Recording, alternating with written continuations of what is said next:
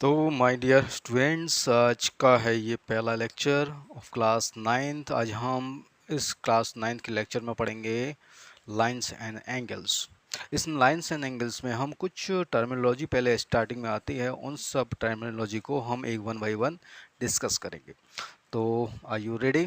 तो हम जब लाइन ऑफ एंगल्स स्टार्ट करते हैं तो उसमें कुछ टर्म आ रहे हैं कि जैसे कि पहला टर्म आता है हमारा लाइन सेगमेंट।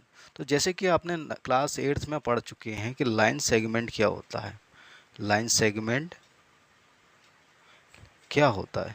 तो लाइन सेगमेंट के बारे में सिंपल सी डेफिनेशन है जो कि आप क्लास 8, 7 में और 6 में भी पढ़ चुके हैं कि लाइन सेगमेंट जो होता है वो एक पार्ट होता है लाइन का। कि सपोज़ करो हमारे पास एक लाइन है, ये इस पूरी लाइन का कुछ मैं पार्ट काट दूं इतना छोटा सा, तो ये पार्ट जो मुझे मिलेगा ये कहलाएगा मेरा लाइन सेगमेंट। इसको मैं रिप्रेजेंट कैसे करूँगा?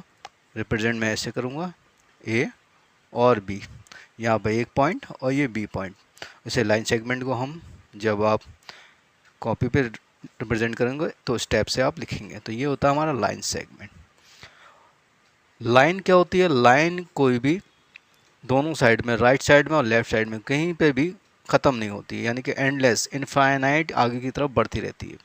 और जो लाइन सेगमेंट होता है उसी में से काट के बना दिया जाता है। तो एक सपोज़ करें एक बहुत बड़ी रस्सी है, वो आपको रिप्रेजेंट करेगा लाइन को, और रस्सी का एक छोटा सा पार्ट ये आप रिप्रेजेंट करेगा हमारा एक लाइन सेगमेंट को। ठीक है, क्लियर हो गया लाइन सेगमेंट। अब लाइन सेगमेंट से ही सारी मोस्टली जो ऑब्जेक्ट होती हैं वो हमारी बनती हैं ज्योमेट्री में। इसलिए ये लाइन सेगमेंट को समझना ज़रूरी है कि लाइंस क्या होता है और लाइन सेगमेंट्स क्या होता है। ठीक है, अब इसके बाद हमारे आते हैं जो दूसरा हमारा है वो रेस। रे क्या होती है? पहले हम समझते हैं रे का फॉर्मेशन कैसे होता है। तो रे फॉर्म कैसे होती है कि कोई सपोज़ करो एक पॉइंट ले लिया, इस पॉइंट से कोई हमारी आगे की तरफ को हमने लाइन को ड्रॉ कर दिया। जैसे कि आप सन देखते हो, सन से क्या होता है? सन से एक स्टार्टिंग पॉइंट है और उससे आगे की तरफ रे निकलती होती है ऐसे करके, इसीलिए हम उसे क्या कहते हैं? सन रेस कहते हैं। ठीक है, अब मैथ्स में, ज्योमेट्री में ये रेस का हम आपको इसलिए बता रहे हैं क्योंकि यहाँ पर जगह जगह पर रेस का यूज़ होगा। कहाँ पर रेज आ रही है? तो इसलिए अब जैसे सपोज करो मैं यहाँ पर बनाऊँ ए बी, तो ये कैसे रिप्रेजेंट करा जाएगा? ये हम रिप्रेजेंट करेंगे ऐसे करके एरो बना के। तो ये रिप्रेजेंट करेगा कि ये जो हमारी रे है ए से लेके बी डायरेक्शन में जा रही है। अगर सपोज़ करो ये डायरेक्शन इसकी चेंज हो जाए, बी से लेके ए हो जाए और मैं से ऐसे करके डायरेक्शन में शो करूं, तो इसका मतलब ये होगा कि मेरा पॉइंट स्टार्टिंग ये है और इस स्टार्टिंग पॉइंट से ये बी साइड में बढ़ रही है। स्टार्टिंग पॉइंट मेरा ये रहा रे का। ठीक है, तो ये हमारी रे हो गई। ठीक है, दो पॉइंट हमारे क्लियर हो गए, लाइन सेगमेंट और रे। अब इसके बाद आता है हमारा collinear point. Collinear collinear point. Collinear point क्या होते हैं? कोलिनियर पॉइंट को समझने के लिए हम देखते हैं कि सपोज करो हमारे पास कोई लाइन है, अब इसके ऊपर हम कुछ पॉइंट रख देते हैं 1 2 3 4 5 6। सपोज को ये पॉइंट हमने रख दिए, इनके नाम भी रख दिए A B C D E F, ये हमने लाइन रख दी। तो अब ये सारे पॉइंट हमारे किस पे होंगे? एक सेम लाइन पे होंगे। ठीक है, तो जब भी तीन या तीन से ज़्यादा पॉइंट एक ही लाइन पे हो जाएं तो ये सारे पॉइंट कहलाएंगे हमारे कोलिनियर पॉइंट। ठीक है, तो ये सारे पॉइंट हमारे कहलाएंगे कोलिनियर पॉइंट। तो सिंपल सी डेफिनेशन है, जब भी 3 या 3 से ज़्यादा पॉइंट एक लाइन पे हों तो वो कहलाएंगे कोलिनियर पॉइंट। और इसका दूसरा आता है non collinear points. Non collinear points, तो नॉन का मतलब हो गया जो एक लाइन पे नहीं हो। नॉन कोलिनियर पॉइंट यानी कि एक लाइन पे ना होने वाले। सपोज करो मैं एक लाइन पे ना रखता हूँ, ये मेरी लाइन रही और इस पे एक पॉइंट यहाँ पर हो गया, एक पॉइंट यहाँ हो गया, एक पॉइंट यहाँ हो गया, एक पॉइंट यहाँ हो गया, A B C D, these points are non collinear point. जो लाइन पे सपोज करो एक पॉइंट लाइन पे भी हम मान सकते हैं, लाइन हो गया, एक लाइन से बाहर हो गया, तो ये पॉइंट्स हमारे कहलाएंगे नॉन कोलिनियर पॉइंट्स। ठीक है, तो ये हमारे बेसिक थिंग्स हो गई। इसके बाद हम समझते हैं कुछ एंगल के टर्मिनोलॉजी को कि हमारा एंगल्स फॉर्म कब होता है। एंगल का फॉर्मेशन तब होता है जब टू रेज एक ही स्टार्टिंग पॉइंट से मिलती हैं, या दो रेज आपस में आकर ज्वाइंट होती है। तो यहाँ पर ये दो रेज आपस में ज्वाइंट हुई, तो इस जगह पे ये बना हमारा एंगल। ठीक है, इसको नेम दे सकते हैं ए, बी और सी। एंगल का जो सिंबल होता है वो ये होता है। ठीक है, ये हमारा सिंबल है, ये एंगल का सिंबल है। अब इस सिंबल को हम कैसे कहते हैं कि ये हमारा क्या हो गया, अब हम इसे बोलेंगे कैसे, ये angle A B and C is the angle. ठीक है, तो ये हमारा एंगल हो गया। अब एंगल के पार्ट कौन कौन से होते हैं, तो जो एंगल का ये ए बी रहा ये कहलाएगा आर्म, और सेम एज ए बी का ये बी सी जो रहा ये भी कहलाएगा आर्म। तो आर्म हमारे कौन कौन से हो गए एंगल के, आर्म हो गए हमारा A B and B C. तो एंगल के पार्ट हो गए, ये हमारे पार्ट्स हैं, पार्ट्स ऑफ एंगल। ठीक है, और जहाँ पर ये दोनों पॉइंट लाइंस हमारी रेज आपस में ज्वाइंट हो रही हैं, यानी कि बी पॉइंट पे, ये कहलाएगा हमारा वर्टेक्स, ये हमारा कहलाएगा वर्टेक्स। तो ए बी सी इसका एंगल का वर्टेक्स कौन सा होगा, यानी कि वर्टेक्स मीन्स को आप आम भाषा में कह सकते हैं कि ये कॉर्नर या कोना। इस एंगल का कोना कहाँ है, बी।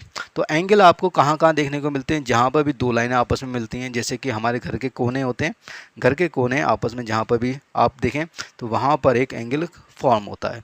कहीं पर भी दो लाइंस, सपोज करो मैं दो पेन ले लेता हूँ, ये दो पेन ले लिए, ये दो पेन आपस में जॉइंट हो रहे हैं, तो अलग अलग पॉइंट पे जहाँ पर भी एंगल्स बनना होगा यहाँ पर, ये हमारा एंगल फॉर्मेशन हो रहा। अब ये एंगल्स के टाइप में जब हम डिस्कस करेंगे वहाँ पर हम इसके बारे में बताएंगे, या फिर मैंने ऑलरेडी टाइप्स ऑफ एंगल की वीडियो बना रखी है, उसका डिस्क्रिप्शन में मैं लिंक दे दूँगा, उसमें आप चेक कर लेना और उसके आपको क्लियरिटी हो जाएगी कि कितने टाइप्स के एंगल्स होते हैं। ठीक है, अगर आप कहेंगे तो मैं उसके ऊपर भी वीडियो बना दूंगा टाइप्स ऑफ एंगल्स पे। ठीक है, तो अभी हम यहाँ पर ज़्यादा डीपली नहीं जाते, हम खाली इसके बारे में डिस्कस कर रहे हैं मेन थिंग्स जो कि हमारे इस चैप्टर में काम आने वाली हैं लाइन्स एंड एंगल्स में। ठीक है, तो ये हमारा हो गया एंगल्स। ठीक है, अब एंगल्स के टाइप्स में जो आपके इस चैप्टर में डिस्कस करे गए उनके बारे में डिस्कस कर लेते हैं। तो हमारा सबसे पहले आता है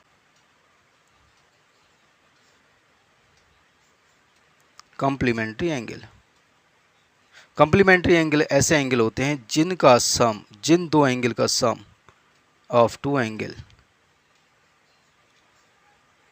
90 डिग्री हो। ठीक है, ऐसे दो एंगल जिनका सम 90 डिग्री हो वो हमारे कहलाएंगे कॉम्प्लीमेंट्री एंगल। एग्जाम्पल में हम ले लेते हैं, एग्जाम्पल हमारे कोई भी दो एंगल 30 डिग्री और हमारा कोई दूसरा एंगल जिसका सम 90 डिग्री हो, तो 30 डिग्री और 60 डिग्री दोनों का सम हमारा कितना हो गया, 90 हो गया। तो ऐसे एंगल हमारे कहलाएंगे complementary angle.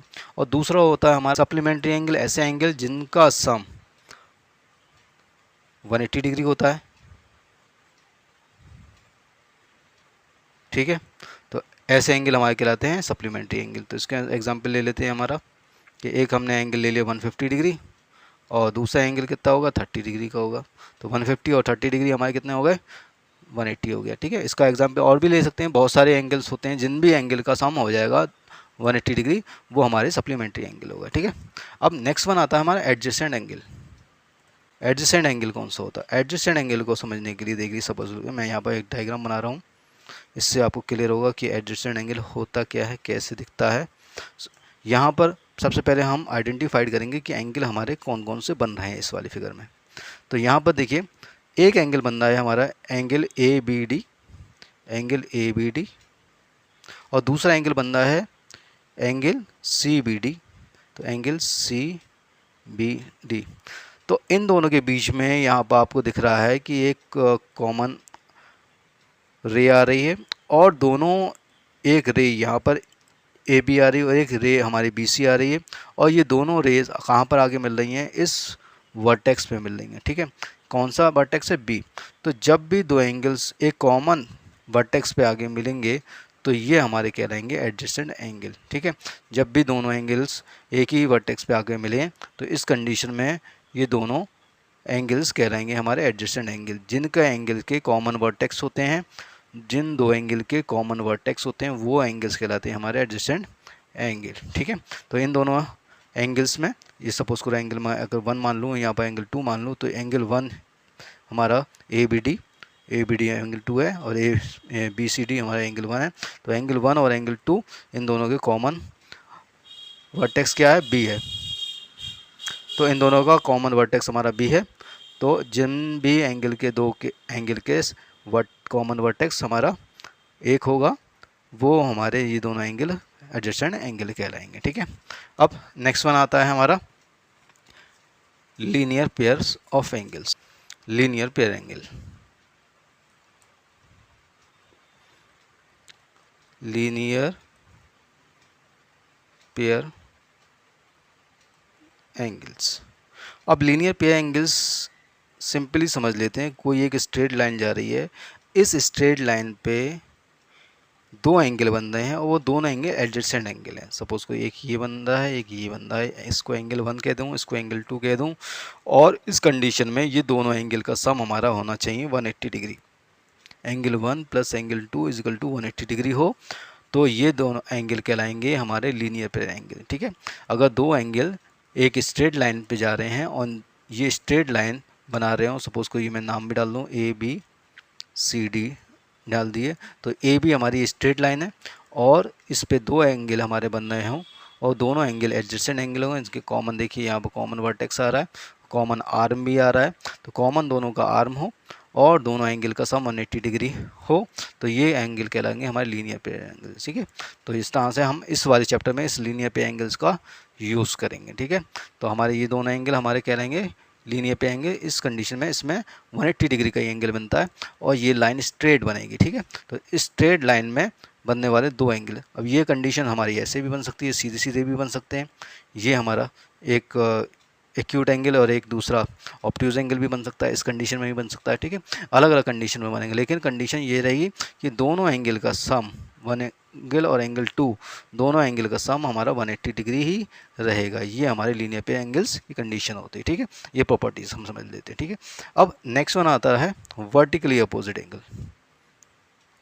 Vertically opposite angles. ठीक है, वर्टिकली अपोजिट एंगल कब बनते हैं? सबसे पहले सिंपल देखिए, जब भी दो लाइन आपस में इंटरसेक्ट करती होती हैं, यानी एक दूसरे को काट रही होती हैं, तो उनके बीच में जो एंगल बनते हैं वो वर्टिकली अपोजिट एंगल बनते हैं। इस कंडीशन में देखिए 1 2 3 4 टाइप से एंगल बनेंगे। तो ये दोनों एंगल, एंगल 1 और एंगल 2, ये आपस में वर्टिकली अपोजिट एंगल कराएंगे, एंगल 1 एंड एंगल 2, और एंगल 3 और एंगल 4, एंगल 3 एंड एंगल 4, ये दोनों एंगल आपस में, ये दोनों वर्टिकली अपोजिट एंगल, और यहाँ पर एंगल 1 और एंगल 2 ये दोनों आपस में वर्टिकली अपोजिट एंगल कहलाएंगे। और इन दोनों का प्रॉपर्टी ये होती है कि एंगल 1 इक्वल होता है एंगल 2 के और एंगल 3 इक्वल होता है एंगल 4 के। ठीक है, ये दोनों आपस में इक्वल होते हैं। तो ये वाली प्रॉपर्टी इस वाले चैप्टर में अप्लाई होगी। ठीक है, तो अब इस वाले चैप्टर में आगे एक्सरसाइज करने से पहले आपको ये चीज़ समझना ज़रूरी है। ठीक है, तो इसमें प्रॉपर्टीज़ ये आप एक बार रिवाइज कर लिए वंस अगेन कि ये प्रॉपर्टीज़ हैं। अब जैसे जैसे चैप्टर में क्वेश्चंस आएंगे, अगली वीडियो में मैं इसके एक्सरसाइज स्टार्ट करूँगा, तो इसमें आपको ये बेसिक्स चीज़ आपको समझानी नहीं पड़ेगी, और जो भी चीज़ आएगी उसको मैं वन मोर टाइम आपको एक्सप्लेन कर दूंगा। लेकिन ये बेसिक्स थिंग्स थी जो कि इस चैप्टर के लिए ज़रूरी थी, तो इसको पढ़ना ज़रूरी है। ठीक है, आई होप आपको ये सही से समझ में आ गया होगा। अगर समझ में आ गया है तो इस वीडियो को लाइक कर दिए और कमेंट करके बताइए आपकी और क्या प्रॉब्लम है इस बेसिक्स में, जो आप चीज़ को समझ में नहीं आई, और इसको बेटर करने की कोशिश करेंगे। ठीक है, नेक्स्ट टाइम पे। और अब हम नेक्स्ट वीडियो में एक्सरसाइज स्टार्ट करेंगे आपकी बुक की एक्सरसाइज 6.1। ठीक है, तो मिलते हैं नई वीडियो में नई एक्सरसाइज के साथ। Thank you very much for watching.